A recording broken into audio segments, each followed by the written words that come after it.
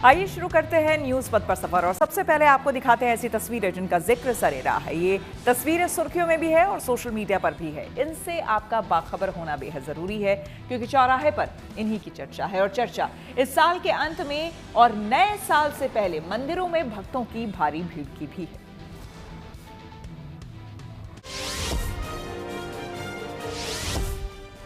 रामनगरी अयोध्या में आस्था का सैलाब उमड़ रहा है। साल 2025 के अंतिम महीने के अंतिम दिनों में बड़ी संख्या में श्रद्धालु रामलला के दर्शन के लिए अयोध्या पहुंच रहे हैं। यहां राम मंदिर से लेकर हनुमानगढ़ी तक करीब 1 से 1.5 किलोमीटर तक श्रद्धालुओं की लंबी कतारें लग रही हैं। रामलला के दर्शन कर श्रद्धालु भाव विभोर नजर आ रहे हैं। उनका कहना है कि वो साल का अंत राम जी और हनुमान जी के दर्शन के साथ करना चाहते हैं, इसलिए दिसंबर के आखिरी हफ्ते में उन्होंने यहाँ आने का प्लान बनाया। इन सब के बीच यहाँ 30 करोड़ रुपए मूल्य की सोने हीरे जड़ित भगवान श्री राम की भव्य प्रतिमा का विधिवत स्थापना कर उसका अनावरण किया गया। बेंगलुरु के एक प्रसिद्ध चित्रकार और शिल्पकार की तंजौर शैली में बनाई गई ये प्रतिमा यात्री सुविधा केंद्र में स्थापित की गई है।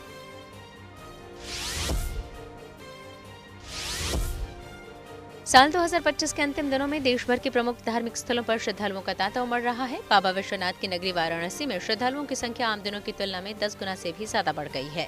काशी विश्वनाथ मंदिर में श्रद्धालुओं की लंबी लंबी कतारें देखी जा रही हैं, जो पूरे भक्ति भाव से कतार में लगकर बाबा के दर्शन का लाभ ले रहे हैं। वहीं श्रद्धालुओं की भीड़ को देखते हुए उनकी सुविधा और सुरक्षा की भी विशेष व्यवस्था की गई है। बाबा महाकाल के दरबार में भी श्रद्धालुओं की भीड़ कई गुना बढ़ी हुई है। इस साल के अंतिम दिनों में उज्जैन में हर दिन लाखों की संख्या में श्रद्धालु पहुंच रहे हैं, जो महाकाल के दर्शन कर यहां के सभी धार्मिक विधानों को देखने का आनंद भी ले रहे हैं।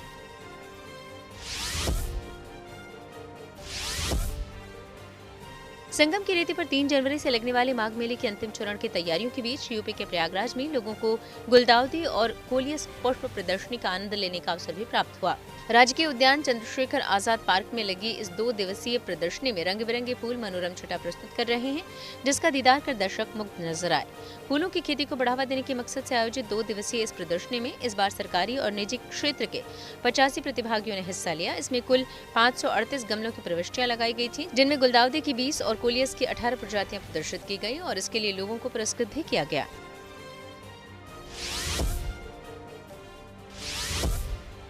ये तस्वीरें महाराष्ट्र के अकोला की हैं, जहां एग्रोटेक 2025 का आयोजन किया गया। इसमें खेती वाले ड्रोन फूलों की प्रदर्शनी से लेकर देश की सबसे छोटी गाय और बैलगाड़ी सफारी आकर्षण का केंद्र रहे। स्वतंत्र भारत के पहले कृषि मंत्री स्वर्गीय डॉक्टर पंजाब राव देशमुख की 127वीं जयंती के अवसर पर इस 3 दिवसीय कृषि प्रदर्शनी का आयोजन किया गया, जिसमें किसानों को खेती की आधुनिक तकनीक, उन्नत कृषि यंत्र, ड्रोन के माध्यम से फसलों पर छिड़काव, जैविक खेती, गोधन पशुपालन के साथ साथ शहरी क्षेत्रों में गार्डनिंग के नए और आसान तरीके सिखाए गए।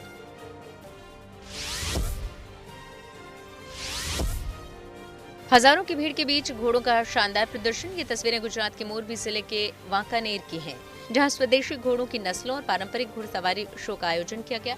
गुजरात सरकार और Kathiawari Marwari horse breeders association की ओर से आयोजित इस 3 दिवसीय 17वें कामा अश्व शो में गुजरात, राजस्थान के करीब 200 घोड़ों के मालिकों ने हिस्सा लिया। इस मेगा शो के तहत काठियावाड़ी, मारवाड़ी और सिंधी नस्ल के घोड़ों को पेश किया गया, जिसमें रेवाल चाल प्रतियोगिता, नस्ल मूल्यांकन कर विजेताओं को प्रमाण पत्र और स्मृति चिन्ह देकर सम्मानित भी किया गया।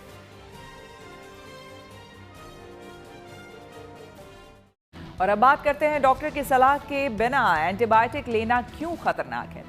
आजकल जरा सी तबीयत खराब होते ही दवा लेना आम बात हो गई है। हल्की खांसी, सर्दी जुकाम या फिर मामूली बुखार में बिना डॉक्टर की सलाह लिए लोग सीधे मेडिकल स्टोर से एंटीबायोटिक्स खरीद लेते हैं। उन्हें लगता है कि इससे बीमारी जल्द ठीक हो जाएगी, जबकि ये गलत है। हाल ही में मन की बात कार्यक्रम में प्रधानमंत्री मोदी ने भी इस पर चिंता जाहिर की है।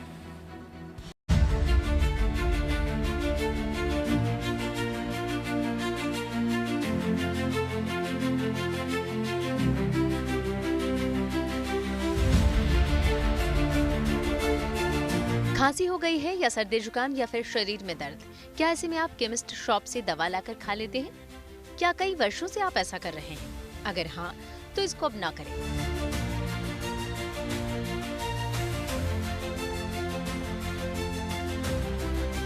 आज अगर किसी को बुखार, गले में दर्द, खांसी या इन्फेक्शन हो जाए तो सबसे पहले दिमाग में यही आता है कि एक एंटीबायोटिक ले लेते हैं, सब ठीक हो जाएगा।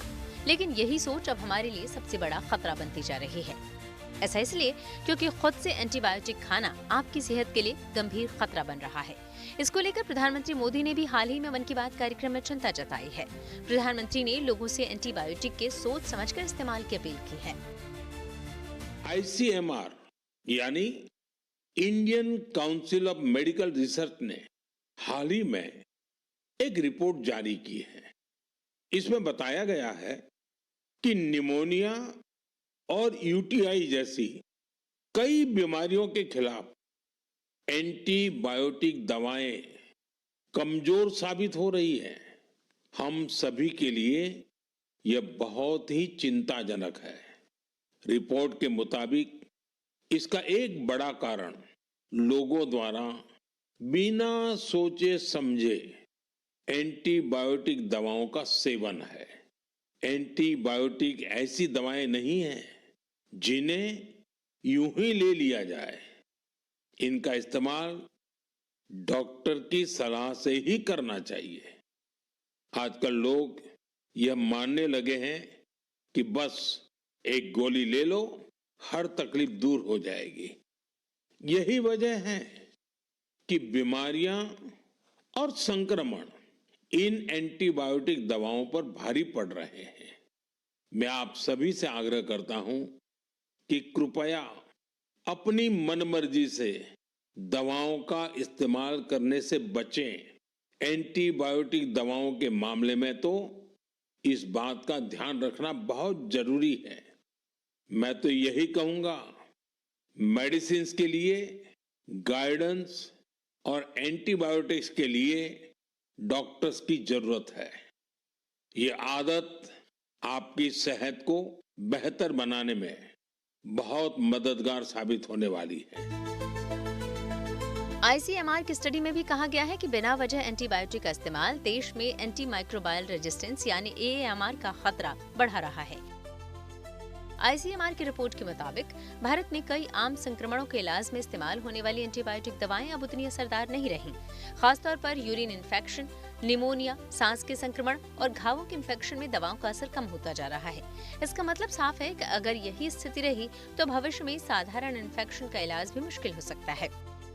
मन की बात में माननीय प्रधानमंत्री जी ने एक बहुत महत्वपूर्ण इशू पर पूरे राष्ट्र का ध्यान आकर्षित किया है, जो कि एंटी माइक्रोबियल रेजिस्टेंस है। जैसा कि माननीय प्रधानमंत्री जी ने कहा कि हम जिन इन्फेक्शंस को सोचते हैं कि हम आसानी से ट्रीट कर लेंगे, आसानी से उनका इलाज कर लेंगे, उनमें से कई बीमारियां अब जो है उसका इलाज मुश्किल होता जा रहा है, क्योंकि वो जो कीटाणु हैं वो रेजिस्टेंट होते जा रहे हैं। और उसका मुख्य कारण जो है वो ये है कि हमने एंटीबायोटिक्स को बहुत ही बुरी तरह से हमने उसको इस्तेमाल किया है। माननीय प्रधानमंत्री जी ने भी कल कहा कि रिस्पॉन्सिबल तरह से एंटीबायोटिक लेना चाहिए।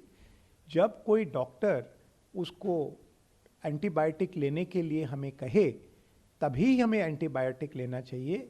अपने मन से या ऐसे ही जाके किसी केमिस्ट को बोल के कि मुझे एंटीबायोटिक दे दीजिए क्योंकि मेरी तबीयत ख़राब है, ये एक गलत इस्तेमाल है। उसकी वजह से कीटाणु जो हैं बहुत ज़्यादा एंटीबायोटिक यूज़ से वो रेजिस्टेंट होते जा रहे हैं, यानी कि उन पे दवाइयों का असर कम होता जा रहा है। ICMR की ताज़ा रिपोर्ट बताती है कि एंटीबायोटिक दवाएं अब UTI, निमोनिया और कई दूसरी बीमारियों के खिलाफ कमजोर साबित हो रही हैं। ये बात सिर्फ डॉक्टरों या सरकार के लिए नहीं, बल्कि हम सभी के लिए बेहद चिंताजनक है।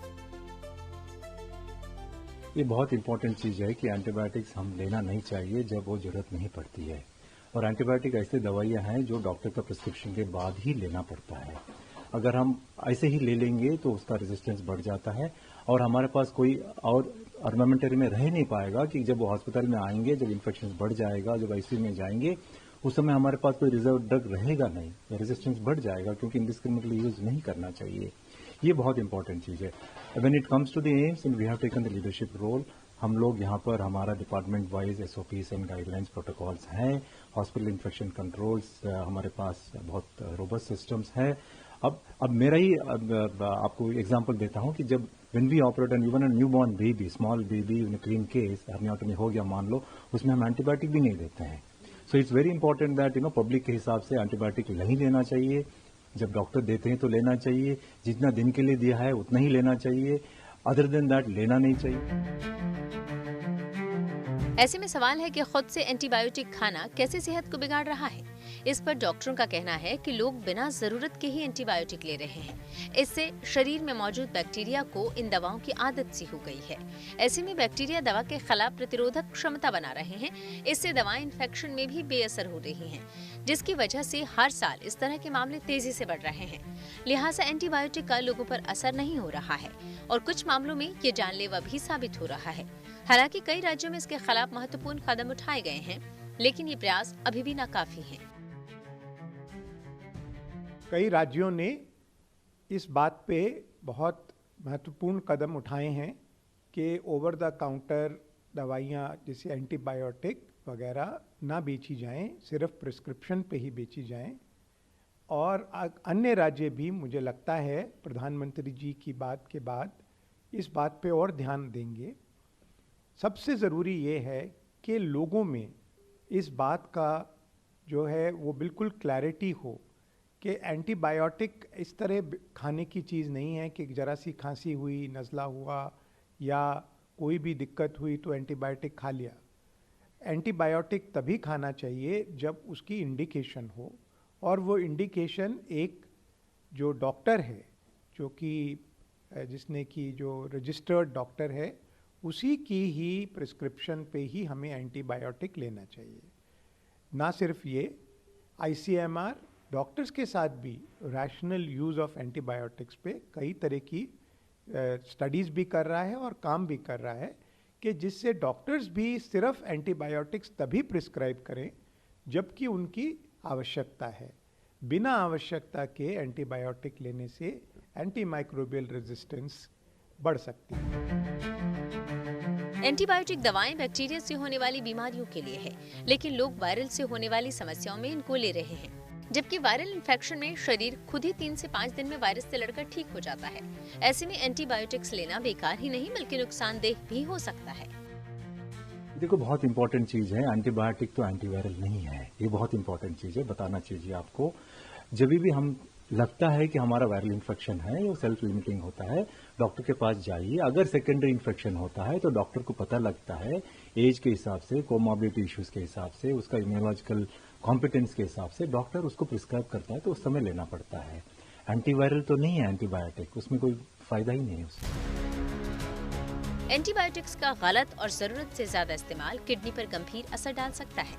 ये दवाएं हर बीमारी के लिए नहीं बनी होती, बल्कि सिर्फ बैक्टीरियल इन्फेक्शन के इलाज के लिए दी जाती हैं. जानकारी की कमी और जल्द ठीक होने की चाह में लोग खुद से दवा लेना शुरू कर देते हैं, जो आगे चलकर बड़ी स्वास्थ्य समस्या का कारण बन सकता है. ऐसे में सवाल है कि फिर लोग कहाँ गलती कर रहे हैं और जानकारी के अभाव में एंटीबायोटिक्स का गलत इस्तेमाल कर रहे हैं. डॉक्टरों की सलाह लिए बिना दवा लेना, मेडिकल स्टोर से खुद ही एंटीबायोटिक खरीद लेना, दवा की पूरी खुराक न लेना, थोड़ा आराम लगते ही दवा बंद कर देना, वायरल बुखार में एंटीबायोटिक लेना, जबकि वायरल इन्फेक्शन में ये दवाएं काम ही नहीं करती, पुरानी दवाएं दोबारा इस्तेमाल करना, पहले की बची हुई गोलियां फिर से लेना. ये हमें ये बता रहा है कि कम्युनिटी पे एज वेल एज हॉस्पिटल पे एंटीमाइक्रोबियल रेजिस्टेंस बहुत इम्पोर्टेंट हो गया, बिकॉज ये पेशेंट के लिए हॉस्पिटल से बढ़ा देते हैं. Next level antibiotic becomes very बहुत ही एक्सपेंसिव हो गया. सो हमारे पास ये बहुत लिमिटेड अमाउंट ऑफ एंटीबायोटिक हैं, तो इसीलिए हमारी अगर बैक्टीरिया रेजिस्टेंट हो जाते हैं अगेंस्ट एंटीबायोटिक, तो हमारे लिए बहुत ज़्यादा ऑप्शन नहीं होगा कि ट्रीटमेंट कैसे करें. स्पेशली द कम्युनिटी लेवल, हमारी गांव पे, शहरों पे जो फार्मेसीज हैं, ओवर द काउंटर जो विदाउट प्रेस्क्रिप्शन एंटीबायोटिक लेते हैं लोग, इंटरनेट पे एंटीबायोटिक के बारे में पढ़ के सेल्फ मेडिकेशन करते हैं, वो बिल्कुल एब्सोल्युटली ये करना नहीं चाहिए. क्योंकि अभी हम लोग जिस परिस्थिति पे हैं, इस परिस्थिति पे आपकी एंटीबायोटिक हमारे पास बहुत ज्यादा नहीं है. आम जनों की यही सब आदतें बैक्टीरिया को और ज्यादा ताकतवर बना रही हैं, जिससे ये खतरा और गंभीर होता जा रहा है. फिर सवाल उठता है कि हमें क्या करना चाहिए। एंटीबायोटिक सिर्फ डॉक्टर की सलाह पर ही लें। डॉक्टर की बताई गई खुराक जरूर पूरी करें। वायरल बुखार, सर्दी जुकाम में खुद से एंटीबायोटिक न लें। दवा को तुरंत आराम का शॉर्टकट न समझें। साफ सफाई, सही खान पान और मजबूत इम्यूनिटी पर ध्यान दें ताकि दवाओं की जरूरत ही कम पड़े। आज ये जिस लेवल पे अगर हमने इस पे कोई प्रॉपर एक्शंस नहीं लिए टाइम से, तो ये कहा जाता है, अनुमान लगाया जाता है कि 2050 तक ये सबसे ज्यादा समस्या करने वाली, इवन मोर्टेलिटी करने वाली डिजीज बनने का इसमें क्षमता है अगर हमने इसे कंट्रोल ठीक से नहीं किया। तो हमें जैसे प्राइम मिनिस्टर सर ने कहा, हमें आज एक्शन लेने की जरूरत है, अदरवाइज हम एक ऐसी चीज को देख रहे हैं जो बाकी आगे जाके कंट्रोल करना मुश्किल हो जाएगा। अच्छी बात यह है कि जब भी इस पे कुछ कंट्रोल करने के लिए एक्शन लिए जाते हैं तो भी हम इसको कंट्रोल करने में सक्षम भी होते हैं। तो ये बहुत इम्पोर्टेंट है कि हम राइट टाइम पे एक्शन लें। एज कहा गया है कि हमारी एंटीबायोटिक जो आर्सेनल है, जो कहा जाए बैटरी है, वो लिमिटेड है।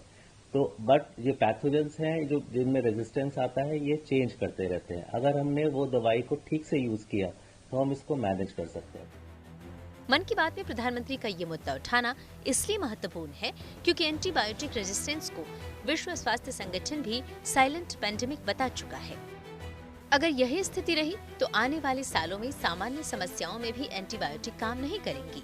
इससे मरीजों की बीमारी का इलाज नहीं हो सकेगा और सामान्य समस्या भी जानलेवा बनेगी। ऐसे में लोगों को काफी सतर्क होने की जरूरत है।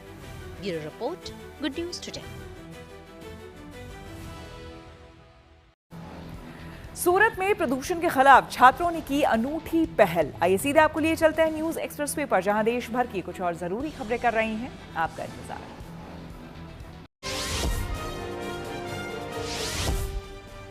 भारतीय नौसेना का पोत INSV कॉन्डे ने अपनी पहली समुद्री यात्रा पर रवाना हो गया। इसे गुजरात के पोरबंदर से ओमान के मस्कट के लिए फ्लैग ऑफ किया गया। INSV कॉन्डे ने 1400 किलोमीटर की अरब सागर की यात्रा करके ओमान के मस्कट पहुंचेगा। इस शिप की खास बात यह है कि इसमें ना ही कोई कील लगी है और ना ही कोई इंजन, बल्कि एक सिले हुए पाल वाला जहाज है। ऐसे जहाज अजंता की गुफाओं के चित्रों में दिखाए गए हैं। पश्चिमी रेलवे ने यात्रियों की सुरक्षा सुनिश्चित करने और ट्रेन की टक्करों और सिग्नल जंप को रोकने के लिए एक बड़ा कदम उठाया। वडोदरा डिवीजन में बाजवा अहमदाबाद सेक्शन पर पहली बार कवच 4.0 लागू किया गया। ये बाजवा और अहमदाबाद के बीच 96 किलोमीटर के रूट पर शुरू हुआ है। ये कवच का सबसे हाईएस्ट और एडवांस्ड संस्करण है, जिसे 160 किलोमीटर प्रति घंटे तक की गति के लिए मंजूरी मिली है। ये पश्चिमी रेलवे का पहला कवच 4.0 है, जो अब सभी ट्रेनों में लागू होगा। गुजरात के सूरत में कॉलेज के छात्रों ने प्रदूषण के खिलाफ बड़ी पहल की। यहाँ सार्वजनिक यूनिवर्सिटी के SRK कॉलेज के एनवायरमेंट साइंस के छात्र सिगरेट के बट की रिसाइकलिंग करके नई चीजें बना रहे हैं। सिगरेट के फिल्टर सेलुलोज एसीटेट से बने होते हैं, जिसे कुदरती तौर पर घुलने में सालों लग जाते हैं और ये मिट्टी और पानी को बहुत नुकसान पहुंचाते हैं। ऐसे में एनवायरमेंट साइंस के छात्र पहले सिगरेट बट्स को इकट्ठा करते हैं, फिर इकट्ठा किए गए सिगरेट के फिल्टर को एक केमिकल प्रोसेस से डिटॉक्सिफाई किया जाता है। फिर प्यूरिफिकेशन के बाद मिले उस प्रोडक्ट से रिसाइकल पेपर, ऊन, फोटो फ्रेम, बुकमार्क, डायरी और कीचेन जैसे आकर्षक उत्पाद बनाए जाते हैं। सरकार की SSIP यानी student startup and innovation policy के तहत कॉलेज में ये प्रोजेक्ट शुरू किया गया है।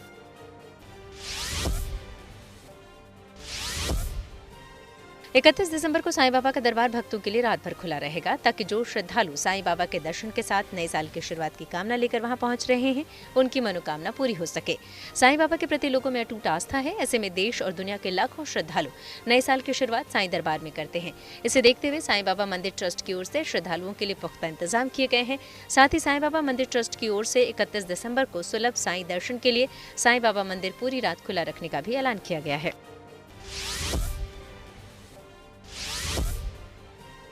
नए साल के आगमन से पहले झारखंड के रामगढ़ में भी इन दिनों सैलानियों की आवक बढ़ गई है।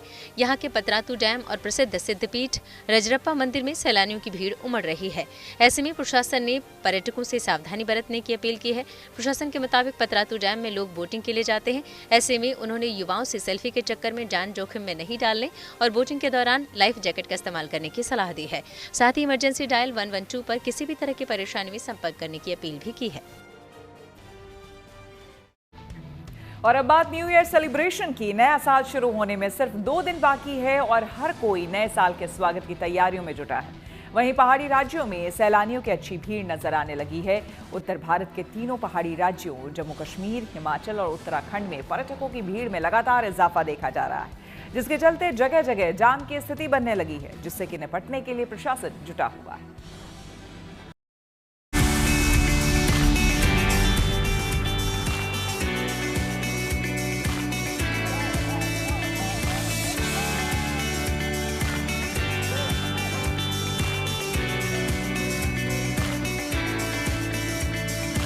नए साल का जश्न मनाने के लिए पर्यटन स्थलों पर सैलानियों का सैलाब उमड़ पड़ा है। हिमाचल के शिमला और मनाली, जम्मू कश्मीर के गुलमर्ग और पहलगाम, तो वहीं उत्तराखंड के मसूरी, नैनीताल और औली में हर जगह नए साल की तैयारियां जमकर हो रही हैं। इन पहाड़ी इलाकों में बर्फबारी का लुत्फ उठाने के लिए देश विदेश से पर्यटक यहां पहुंच रहे हैं। होटल, रिसोर्ट और होम स्टे लगभग फुल हैं। जो सड़कें कभी वीरान थीं, आज सब रोशनी से जगमगा रही हैं। सन्नाटे की जगह अब रौनक है और खामोशी की जगह जश्न का माहौल है, क्योंकि ये मौका नए साल के जश्न का है।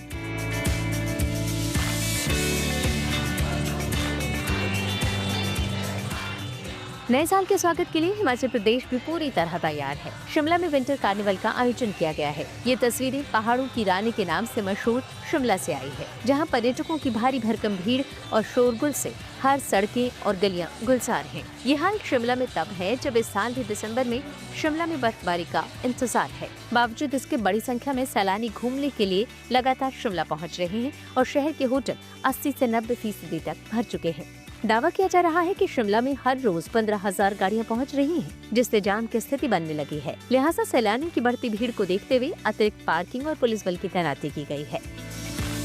पर टूरिस्ट से लगभग आजकल जो गाड़ियों का जो फ्लो है वो लगभग 15,000 के करीब गाड़ियां जो है शिमला में एंटर कर रही हैं रोज़ के रोज़, जिससे जो है टूरिस्ट काफ़ी संख्या में शिमला आ रहा है।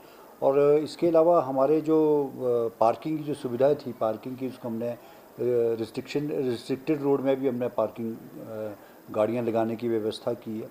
और इसके अतिरिक्त जो लॉ एंड ऑर्डर की जो हमारी यहाँ रहता है विंटर कार्ड या नववर्ष के उपलक्ष्य में 25 से 31 तक का, उसमें 450 के करीब अतिरिक्त पुलिस बल इसमें लगाए गए हैं। और साथ के साथ इसमें हमारा जो मेन जो टूरिस्ट को अट्रैक्ट करने का है, वो हमने विंटर कार्निवाल का भी इसमें यहाँ आयोजन किया है। टूरिस्टों को, पर्यटकों को वेलकम करने के लिए उनके लिए पूरा इंतज़ाम हमने कर रखे हैं और हर तरह का उनका एंटरटेनमेंट किया जाए, ये हमने सारी सुविधाओं का ध्यान में रखा है। राज्य के दूसरे पर्यटन स्थलों जैसे धर्मशाला, चंबा और मनाली में भी पर्यटकों की यही भीड़ अभी से नजर आ रही है। हाल ही में लाहौल स्पीति में हुई बर्फबारी के बाद यहाँ भी पर्यटकों की संख्या में इजाफा हुआ है। अटल टनल मनाली मार्ग पर गाड़ियों की ये लंबी लंबी कतारें बताने के लिए काफी है कि नए साल के मौके पर राज्य में कितनी बड़ी संख्या में सैलानी घूमने पहुँच रहे हैं। क्रिसमस के मौके पर 45,000 से अधिक गाड़ियाँ अटल टनल पार कर लाहौल स्पीति पहुँची थी। माना जा रहा है नए साल पर ये संख्या 1 लाख तक पहुँच सकती है। अभी भी गूगल पे हमको यहाँ से और मनाली तक जाने में 53 मिनट का दिखा रहा है, तो अभी भी हमें 1 घंटा एक्स्ट्रा लगेगा पहुंचने में। इंफ्रास्ट्रक्चर अच्छा है, बट थोड़ा सा ट्रैफिक का प्रॉब्लम है, जैम पैक हो जाता है तो सारे के सारे बंदे ही फंसे हुए हैं उसमें। मैं ही सारा समय चला जा रहा है, घूमने में कहाँ जा रहा है जी। 3-4 प्लेस तो आज छोड़ दिए, टनल का फोटो तक न ले पाए। ट्रैफिक जाम से निकलकर जो लोग अपनी मंजिल तक पहुँचे हैं, वो हिमाचल के खूबसूरत वादियों, कला, संस्कृति और खान पान का मजा ले रहे हैं। लाहौल स्पीति की तरह कुछ ऐसा ही हाल डलहौजी का भी है। यहाँ पर्यटकों के मनोरंजन और उन्हें हिमाचली संस्कृति से रूबरू कराने के लिए डलहौजी विंटर फेस्ट का आयोजन किया है। पर्यटक इसका खूब आनंद ले रहे हैं तो चंबा के लोक नृत्यों पर भी थिरक रहे हैं, जो सैलानियों को खासी पसंद आ रहे हैं।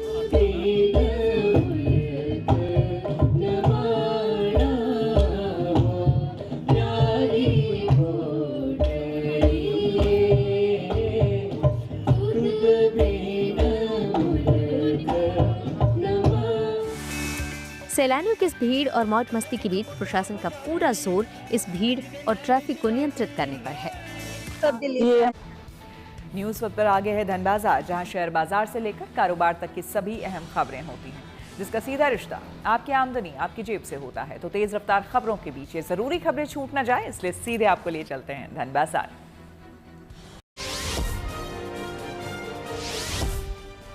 हफ्ते के पहले कारोबारी दिन शेयर बाजार में गिरावट देखने को मिली। सोमवार को सेंसेक्स 346 अंक लुढ़ककर 84,696 पर बंद हुआ।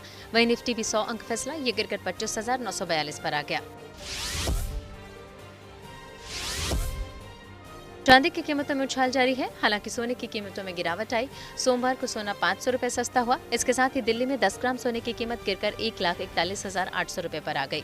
वहीं चांदी 3,650 रुपए उछली। अब 1 किलो चांदी की कीमत बढ़कर 2,40,000 रुपए के नए रिकॉर्ड स्तर पर पहुंच गई। सोमवार को डॉलर के मुकाबले रुपया फिसल गया, इसमें 8 पैसे की गिरावट आई। इस तरह 1 डॉलर के मुकाबले रुपए की कीमत 89 रुपए 98 पैसे हो गई।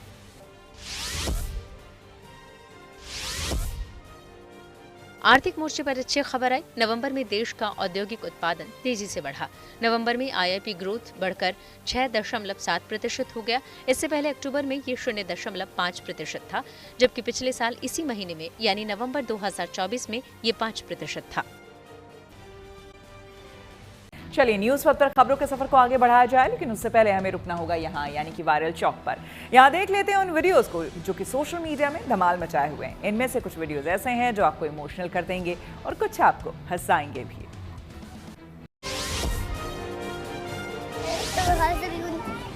पक्का हंस रही हो? दिखाओ तुम्हारे आंसू रुके तो नहीं है वहाँ? नहीं रुका है। आंसू को जज्ब करने की कोशिश तो बड़े करते हैं, लेकिन जब बच्चे भी ऐसी कोशिश करें तो उनकी मासूमियत दिल को छू जाती है।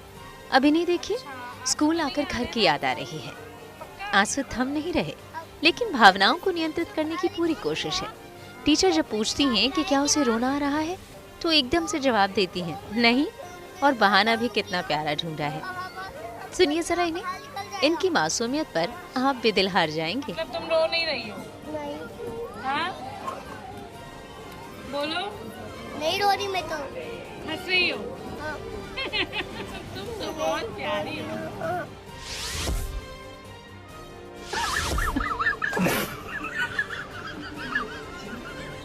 कुछ लोग होते हैं शरारती, बिना आगे पीछे सोचे जी लेते हैं जिंदगी को, बीत रहे पलों में। इन्हें देखिए, कहीं पहुंचना था इन्हें, लेकिन इन्हें देखकर अचानक शरारत सूझ गई। बस फिर क्या था, बिना अंजाम सोचे उलझा दिया इन्हें एक दूसरे में, और खुद मजा लिए जा रहे हैं इस मस्ती भरे नजारे का। कुछ सेकंड का ये वीडियो लोगों के चेहरों पर मुस्कान ला रहा है। भाई इंग्लिश में मुझे अपने पास बुला तो। Come here. अंग्रेजी आए या ना आए, या फिर थोड़ा ही आए, काम कैसे चलाना है इनसे सीखिए आप। इनका अंदाज देखकर मुस्कुराए बिना नहीं रहेंगे। Come here.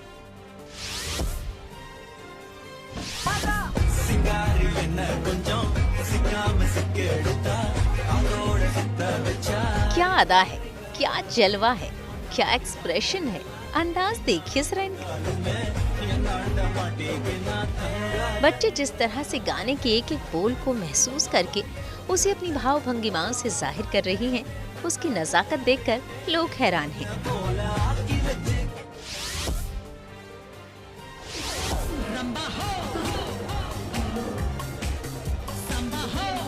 दोस्त ऐसे हों तो दुश्मन की क्या जरूरत। देखिए जरा इन्हें, ये क्लास बंक करने की फिराक में थे, साथी भी ढूंढ लिया था, लेकिन दोस्त ने ही धोखा दे दिया, पकड़े गए जनाब। शक्ल देखने लायक है अब इनकी। कुछ सेकंड का ये वीडियो लोगों के चेहरों पर मुस्कान ला रहा है। और न्यूज़ पर के सफर में अब सोशल अड्डा का रुख करते हैं, जहां आज बात होगी पिछले कई हफ्तों से प्रदूषण की मार झेल रही देश की राजधानी दिल्ली की। दिल्ली में प्रदूषण का स्तर कितना खतरनाक है, इसका अंदाजा इस बात से लगाया जा सकता है कि इसकी वजह से बड़े पदों पर बैठे लोग भी नौकरी छोड़ने को तैयार हैं। दरअसल दिल्ली में प्रदूषण के कारण एकम्स ड्रग्स एंड फार्मास्यूटिकल्स के प्रेसिडेंट ऑफ फाइनेंस राजकुमार बाफना का इस्तीफा चर्चा में आ गया है। जानकारी के मुताबिक राजकुमार बाफना ने दिल्ली में बढ़ते प्रदूषण का हवाला देते हुए फार्मा कंपनी को अपना इस्तीफा दे दिया। शनिवार 27 दिसंबर को दायर एक्सचेंज डॉक्यूमेंट के अनुसार बाफना ने व्यक्तिगत कारणों के कारण 3 दिसंबर को अपने पद से इस्तीफा दे दिया। राजकुमार बाफना ने कंपनी को भेजे रेजिग्नेशन लेटर में कहा है कि मैं आपको सूचित करना चाहता हूं कि दिल्ली में प्रदूषण के स्तर के कारण मैं प्रेसिडेंट ऑफ फाइनेंस के पद से इस्तीफा दे रहा हूं। कृपया मुझे जल्द से जल्द कार्य मुक्त करें। फार्मा कंपनी ने बाफना के फैसले पर अफसोस जताया और कहा कि कंपनी उन्हें रोकने में असमर्थ है। एकम्स ड्रग एंड फार्मास्यूटिकल्स के चीफ फाइनेंशियल ऑफिसर सुमित सूद ने बाफना को एक लेटर लिखा, जिसमें उन्होंने लिखा कि राजकुमार बाफना को स्वास्थ्य संबंधी परेशानी है और ऐसे में उन्हें पद पर बने रहने के लिए राजी नहीं किया जा सकता। बाफना ने इसी साल 8 अगस्त को एकम्स ड्रग्स में प्रेसिडेंट ऑफ फाइनेंस का पद संभाला था। कंपनी ने अपने पहले के स्टॉक एक्सचेंज फाइलिंग में ये जानकारी दी थी। दिल्ली में प्रदूषण का स्तर लगातार गंभीर श्रेणी में बना हुआ है और एक्सपर्ट्स का मानना है कि लंबे समय तक जहरीली हवा में रहने से सेहत पर गंभीर असर पड़ता है। यही वजह है कि कॉरपोरेट जगत के वरिष्ठ अधिकारी भी प्रभावित हो रहे हैं और कुछ लोग जॉब छोड़ने जैसे बड़े फैसले तक ले रहे हैं। पिछले कुछ हफ्तों में देश की राजधानी में जहरीला धुंध बढ़ा है और AQI यानी कि एयर क्वालिटी इंडेक्स लगातार खतरनाक कैटेगरी में बना हुआ है। सोमवार को भी दिल्ली की हवा खराब रही और औसत AQI 402 पर यानी कि गंभीर कैटेगरी में दर्ज किया गया। जाहिर है प्रदूषण की वजह से लोग दिल्ली छोड़ने को मजबूर हो रहे हैं। एक बड़े पद पर बैठे व्यक्ति का प्रदूषण का हवाला देते हुए इस्तीफा देना हैरान करने वाला है। इस मुद्दे पर हमने दिल्ली के लोगों से बात की और उनकी राय जानी। आप दिल्ली की सड़कों पे घूमते हैं, कितनी परेशानी होती है? सर पोल्यूशन की वजह से तो बहुत ज़्यादा परेशानी होती है। हाँ, काफ़ी ज़्यादा परेशानी होती है। अच्छा, अभी खबर आई है कि एक बड़े फाइनेंस कंपनी जो ड्रग कंपनी उनके फाइनेंस अधिकारी जो हैं वो रिजाइन दे रहे हैं इस वजह से कि दिल्ली में प्रदूषण है, हमको छोड़ेंगे। तो क्या लगता है लोगों को अब नौकरी भी छोड़ना पड़ रहा है प्रदूषण के? सब इस विषय में तो मुझे नॉलेज नहीं है कि छोड़ रहे हैं कि नहीं, बट यहाँ ये इतना जरूर पता है कि पोल्यूशन की वजह से काफ़ी दिक्कतें आती है। आप लोगों को नौकरी करने में कितनी दिक्कत हो रही है? काफ़ी ज़्यादा दिक्कत हो रही है सर, आए दिन तबीयत खराब हो जाती है सर। क्या चीज़ की आपकी नौकरी है? फील्ड की जॉब है सर। हाँ जी। अच्छा जी। तो क्या कहेंगे सरकार को इस पर काम करना चाहिए? सरकार तो सर अब कर ही रही है जो उसको करना है, अब हमारे बोलने से तो करेगी नहीं, अब क्या बोले। पॉल्यूशन से तो है थोड़ी परेशानी, तो सांस लेने में दिक्कत होती है लोगों को। अच्छा, जो एक बड़े अधिकारी की नौकरी छोड़ने की बात आई है प्रदूषण की वजह से, उस पर क्या कहेंगे? क्या नौकरी से बड़ा स्वास्थ्य है अभी के डेट में? नहीं, फिलहाल तो गरीब आदमी की तो नौकरी जरूरी है। अच्छा, गरीब आदमी के लिए नौकरी जरूरी है। पहले स्वास्थ्य है उसके बाद नौकरी। स्वास्थ्य सही रहेगा उसके बाद नौकरी।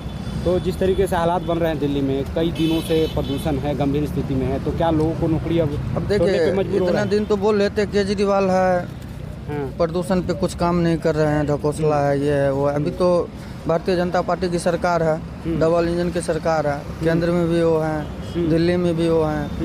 फिर अब कहाँ गया, क्यों नहीं प्रदूषण कम हो रहा है, उस पर क्यों नहीं काम हो रहा है? बहुत ही ज़्यादा सांस लेने में तकलीफ होती है, मेरे भी ज़्यादा से ज़्यादा सांस नहीं ले पाता हूँ मैं, कब पे कब निकलता है। दिल्ली में पोल्यूशन इतना ज़्यादा हो रहा है कि गाड़ी ज़्यादा बंद करवाइए, जिसमें ज़्यादा पोल्यूशन खत्म हो गया है, ये ज़्यादा गाड़ी एक्सपायर हो गई है। कितनी दिक्कत हो रही है? हाँ जी, नौकरी करने में कितनी दिक्कत? नौकरी दिक्कत में बहुत परेशानी हो रही है। सुबह जाते हैं तो फिर दिन भर का कोहरा रहता है, आदमी घर से बाहर नहीं निकल पाता है, और शाम को जब आता है वो धूल मिट्टी भीड़ भाड़ में बेचारा पिसा हुआ आदमी, गरीब आदमी बहुत पिसा जाता है। वैसे अच्छा किया है, ऐसा हो तो अच्छी बात है, आम पब्लिक पे तो फर्क पड़ेगा ना, चीज़ सरकार को थोड़ा ध्यान देना पड़ेगा। तो अच्छी बात है। तो उसने सही पहल की है, उन्होंने सही पहल की है, क्योंकि स्वास्थ्य जरूरी है। स्वास्थ्य जरूरी है, स्वास्थ्य तो सब कुछ है। आपके हिसाब से नौकरी जरूरी है कि स्वास्थ्य जरूरी है, क्या लगता है आपको? देखो जी, नौकरी भी जरूरी है, नौकरी नहीं करेंगे तो खाएंगे क्या, बच्चे क्या खाएंगे? है जी, स्वास्थ्य भी है कि स्वास्थ्य भी सही रहना चाहिए, दोनों काम जरूरी है। सही कहता है, मैं जरूरी है। सांस बहुत जरूरी होती है। अभी देखो जरूरी है। मैं रहना रूम में अभी भाग के आ रहा हूँ, अभी मैं जाऊँगा मेरी सांस में मतलब काला गंद भरा होगा। जैसे मलगम आता है ना, वैसे वो काला हो चुका होगा, इतना पॉल्यूशन है दिल्ली में। तो बहुत बेकार है, बहुत ज़्यादा हो रहा है अब तो। कितनी परेशानी हो रही है? आप सड़क घर से बाहर जब निकल रहे हैं तो कितनी परेशानी का सामना करना पड़ता है? परेशानी हो तो रही है, मतलब है परेशानी है। नॉर्मल वाला खुल के सांस नहीं ले रहे, जितना चल रहा है काम उतना चला रहे हैं। एप्पल अगले साल लॉन्च कर सकता है आईफोन एयर 2। टेक्नोलॉजी से जुड़ी ऐसी ही हर एक जरूरी खबर को जानने समझने के लिए आइए आपको लिए चलें डिजिटल का लिए।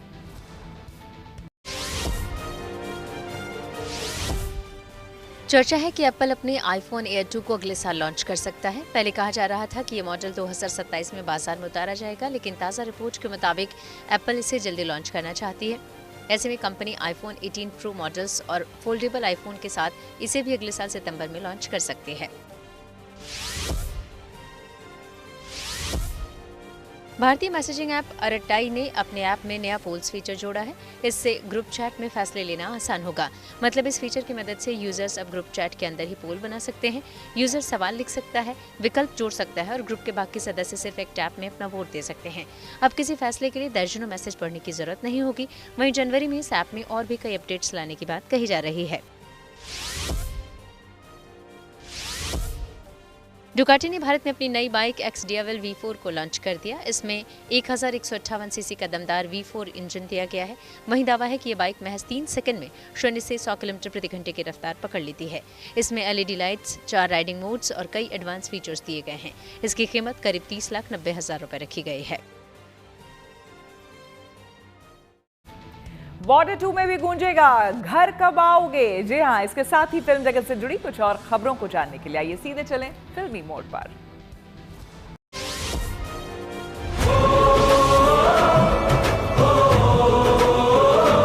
फिल्म बॉर्डर के आइकॉनिक गाने की गूंज इसके सीक्वल बॉर्डर 2 में भी सुनाई पड़ेगी। मेकर्स ने बॉर्डर 2 के पहले गाने का टीजर रिलीज कर दिया है। इस बार संदेश आते हैं गाने का एक्सटेंडेड वर्जन पेश किया गया है।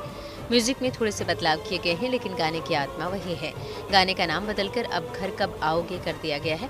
इस गाने को सोनू निगम, अरिजीत सिंह, विशाल मिश्रा और दिलजीत दोसांझ जैसे शानदार सिंगर्स ने अपनी आवाज दी है। बॉर्डर 2 में एक बार फिर 1971 के भारत पाकिस्तान युद्ध की ऐतिहासिक गाथा को बड़े पर्दे पर उतारने की तैयारी है। देश के जवानों के साहस, बलिदान और जज्बे को दिखाने वाली ये फिल्म 23 जनवरी 2026 को सिनेमाघरों में रिलीज होगी।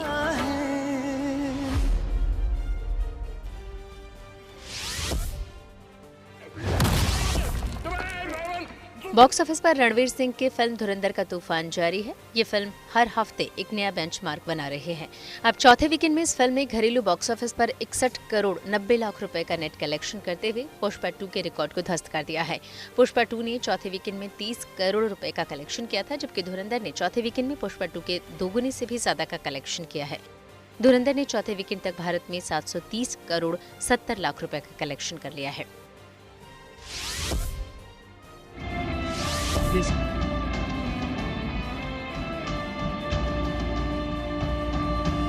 फिल्म बैटल ऑफ गलवान के टीजर में सलमान खान अब तक के अपने सबसे दमदार अवतार में नजर आ रहे हैं। उनके 60वें जन्मदिन पर इस फिल्म का टीजर रिलीज किया गया था, जिसकी शुरुआत में सलमान खान अपने साथी जवानों से ये कहते हुए सुने जा रहे हैं, जवानों याद रहे, जख्म लगे तो मेडल समझना और मौत दिखे तो सलाम करना। टीजर में उनके चेहरे पर दिखती सख्ती, गुस्सा और शांत लेकिन मजबूत अंदाज बिना कुछ कहे बहुत कुछ कह रहा है। ये फिल्म 17 अप्रैल 2026 को सिनेमाघरों में रिलीज होगी। जवानों याद रहे, जख्म लगे तो मेडल समझना और मौत दिखे तो सलाम करना और कहना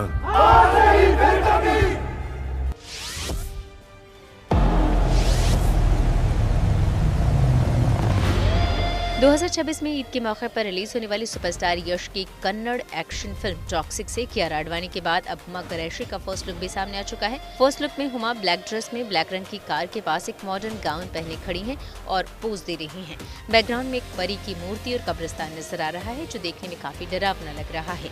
हुमा के लुक को शेयर करते हुए मेकर्स ने कैप्शन में लिखा है, पेश है toxic, fairy tale for grown ups में एलिजाबेथ के किरदार में हुमा कुरैशी।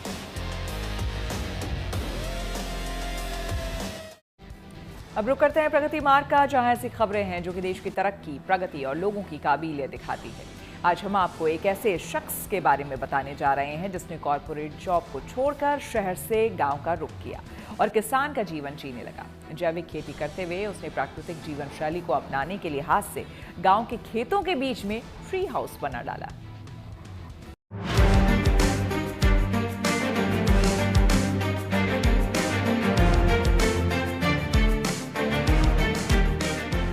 प्राकृतिक खूबसूरती जहाँ कहीं भी है, वो लोगों को अपनी ओर खूब आकर्षित करती है। शहरी जीवन की भागदौड़ से राहत पाने के लिए लोग ऐसी जगहों का रुख करते हैं जहाँ वो सुकून के कुछ पल बिता सकें, जहाँ थकान से मुक्ति मिल सके, रचनात्मकता के साथ ही आंतरिक शांति मिल सके। इसके लिए प्राकृतिक रूप से धनी क्षेत्र सबसे अच्छी जगह होती है, जहाँ के नजारों को निहारने भर से ही मन को अद्भुत शांति महसूस होती है। और सोचिए कि कोई अगर प्रकृति की गोद में ही रहने की तैयारी कर ले तो फिर जीवन कितना आनंदमय हो सकता है। यूपी के सहारनपुर के किसान ने ऐसा ही कुछ किया है जिसकी खूब चर्चा हो रही है। किसान अमर प्रताप सिंह ने हरियाली, शुद्ध हवा, पक्षियों की चहचहाट के बीच रहने के लिए एक खास इंतजाम किया है। इन्होंने अपने खेत में खड़े पॉपुलर के पेड़ों पर रहने का ऐसा ठिकाना बनाया है जो हर किसी को खूब आकर्षित कर रहा है। ये ए फ्रेम ट्री हाउस देखने में न सिर्फ सुंदर है बल्कि किसी पहाड़ी या विदेश के रिसोर्ट का एहसास कराता है।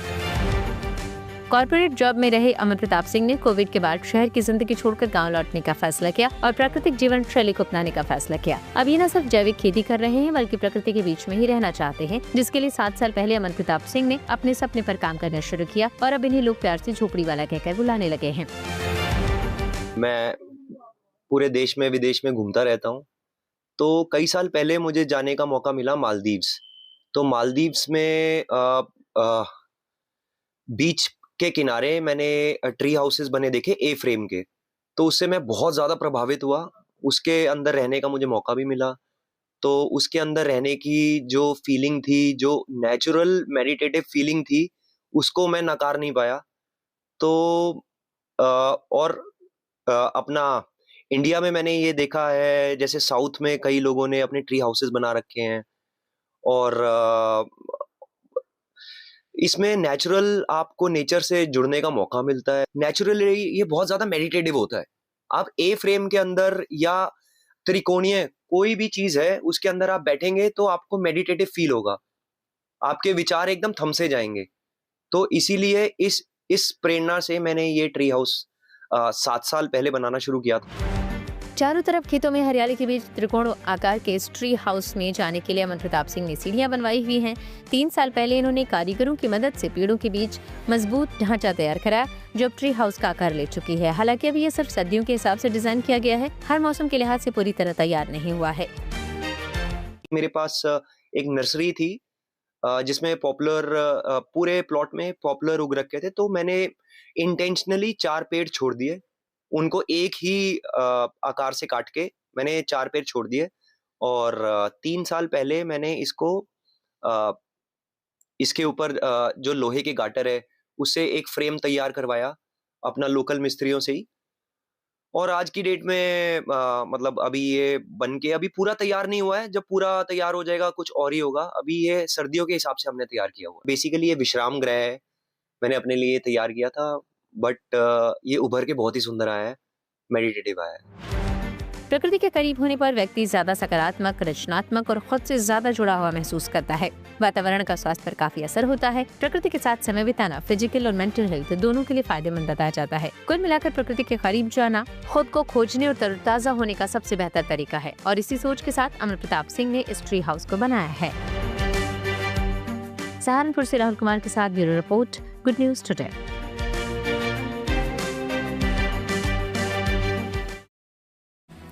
न्यूयॉर्क में नए साल के जश्न की शानदार तैयारियां। इसीलिए आपको लिए चलते हैं न्यूज एक्सप्रेसवे पर, जहां विदेश से जुड़ी कुछ और जरूरी खबरें कर रही हैं आपका इंतजार।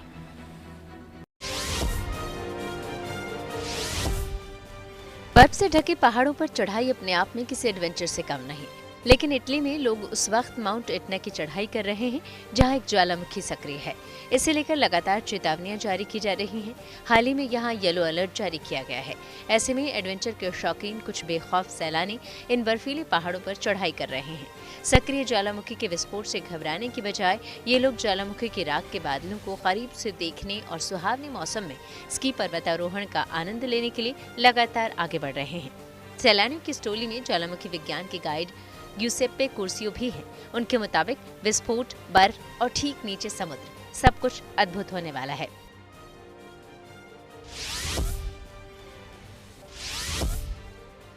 रूस की राजधानी मॉस्को में एक अनूठा कैफे खुला है जहां ऑटिज्म से पीड़ित लोग काम करते हैं, लेकिन इस कैफे की व्यवस्थाओं को देखने पर ये किसी शानदार कैफे जैसा ही लगता है। चाहे अलग अलग तरह की कॉफी हो या फिर खाना परोसने का अंदाज या फिर यहाँ का खुशनुमा माहौल, सब कुछ लोगों को आकर्षित कर रहा है। रूस के यांडेक्स मैप्स पर इसकी 4.7 रेटिंग है। इस कैफे को नाम दिया गया है डिफरेंट ग्रेन्स। इस कैफे में करीब 20 लोग नियमित रूप से काम करते हैं। वहीं कई ऐसे भी हैं जो यहाँ काम सीखने या फिर पार्ट टाइम जॉब के लिए यहाँ आए हैं। इस कैफे की संस्थापक यूलिया वोलोडिना हैं, जिन्होंने ऑटिज्म से पीड़ित लोगों के लिए यह अनूठी पहल की है।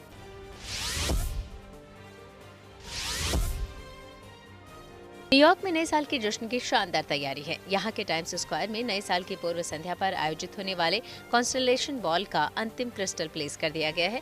टाइम्स स्क्वायर पर लगे इस कॉन्स्टलेशन बॉल को 5280 क्रिस्टल और LED लाइट से सजाया गया है, जो पिछले साल की तुलना में लगभग 2 गुने हैं। इसमें पहली बार वाटरफोर्ड द्वारा बनाया गया गोलाकार क्रिस्टल भी लगाया गया है। विजय हजारे ट्रॉफी में एक और मैच खेलेंगे विराट। जी हाँ, खेल जगत से जुड़ी ऐसी इंटरेस्टिंग खबरों को जानने के लिए ये सीधे आपको लिए चलें खेल चक्कर।